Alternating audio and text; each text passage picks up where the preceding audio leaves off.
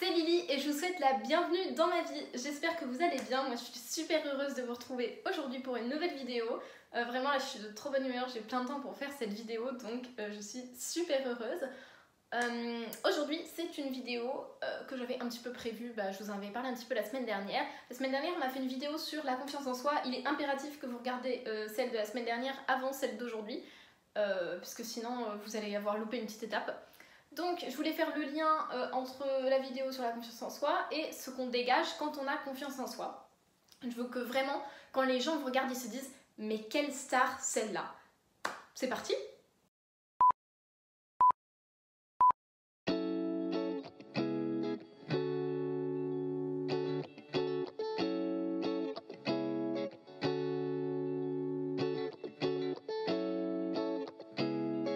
Donc, comment ressembler à une star? À quoi ressemble une star?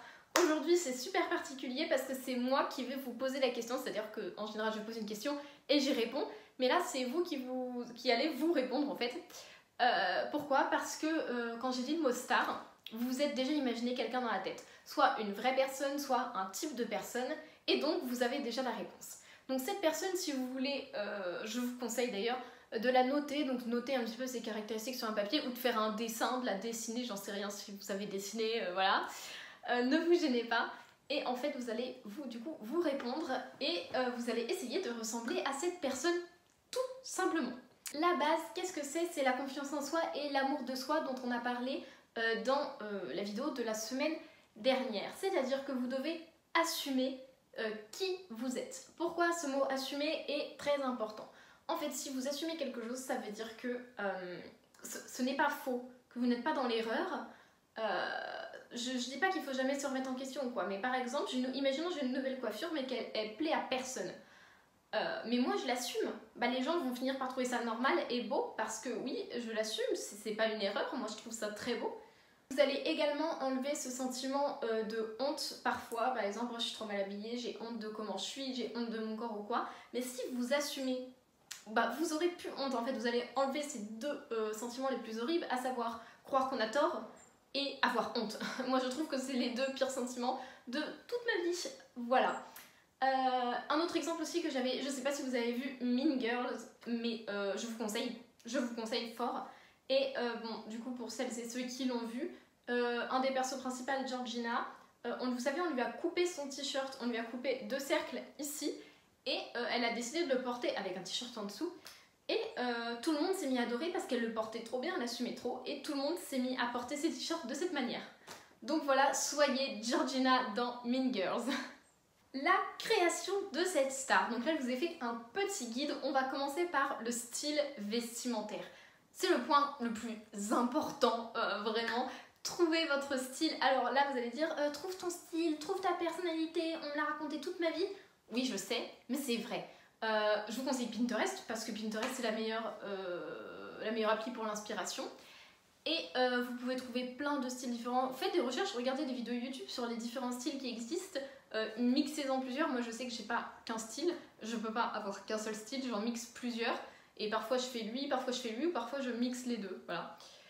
Ça c'est méga super. Alors, c'est-à-dire que quand vous achetez vos vêtements sont dans le nouveau style. C'est-à-dire que n'achetez pas forcément de pièces extravagantes par rapport à votre style que vous voulez avoir, parce que vous allez avoir du mal à les mettre ensemble, je dirais à les reporter souvent. Achetez des vêtements à votre taille. J'insiste là-dessus parce qu'il y a quelque chose qui est assez répandu, c'est toujours de vouloir acheter la plus petite taille possible. Sachez que ça ne vous met pas forcément en valeur. La deuxième partie, c'est les accessoires. Les accessoires, c'est incroyable. Je suis sûre que je vais vous citer plein d'accessoires, vous en avez au moins un. Un sac. Bon, déjà, si vous allez au lycée ou au travail, vous avez un sac. Donc il y a les sacs, tout ce qui se met dans les cheveux, pinces, bandeaux et tous les bijoux. J'espère sincèrement que vous avez des bijoux parce que les bijoux c'est trop beau. Alors il y a bague, moi j'en ai, bracelet, montre, j'en ai, boucle d'oreille, moi ça j'en ai pas, j'ai pas envie de me percer les oreilles. Et vous avez aussi les colliers, vous avez des bijoux de cheville aussi, vous avez vraiment plein de possibilités. Je sais qu'il y en a qui aiment beaucoup mettre beaucoup de bracelets, ça aussi c'est possible, vraiment trouver votre style et achetez-vous plein de bijoux parce que ça c'est vraiment trop beau. Les sacs aussi, les sacs c'est vraiment pas à négliger, trouvez un sac qui soit beau ou qui vous corresponde parce que je trouve ça super important. Et en dernière partie, on a les valeurs ajoutées, je vais appeler ça comme ça. Ça va être ce qui est coiffure, maquillage, ongles, tout ce qui est soins niveau corps, visage, toute votre skincare ou vos soins de douche, vous faites des gommages, vous faites des masques pour les cheveux. Ne négligez surtout pas ça parce que ça vous rend trop belle et beau, genre waouh. Le plus important, maintenant que vous avez un petit peu votre avatar, vous avez construit la personne que vous voulez être, cette personne elle va se mouvoir dans la société. Alors, on va commencer par la démarche. Oui, je sais, personne n'en parle, d'accord? Je ne vois personne en parler. La démarche, c'est super important, je suis désolée, d'accord? Soit vous êtes quelqu'un qui marche lentement, qui est chill, soit vous êtes quelqu'un qui marche vite, vous avez de l'assurance, soit vous êtes quelqu'un avec un beau petit déhanché. Trouvez votre démarche, c'est hyper important. Ensuite, vos manières. C'est-à-dire, il y a des manières que vous allez trouver belles, des manières que vous allez trouver moches, que ce soit sur vous, sur les gens. Moi, j'aime bien les manières avec les mains, par exemple. Ça, c'est mon exemple à moi.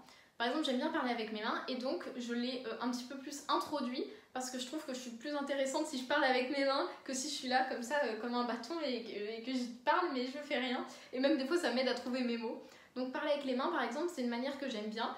Et pour quelqu'un d'autre, ça va être une manière à éviter et à sortir totalement de ces expressions. Et donc là, ils ont une expression du visage bien à eux, par exemple. Enfin, il y a plein de trucs qui sont à vous et qui font partie de votre personnalité et je trouve ça vraiment beaucoup trop beau. Donc je trouve qu'il n'y a pas à diaboliser les manières, il y en a qui sont super, voilà. Dernière partie, votre manière de vous exprimer. Ok, alors ça, je crois que c'est le plus important, j'aurais peut-être dû commencer par ça.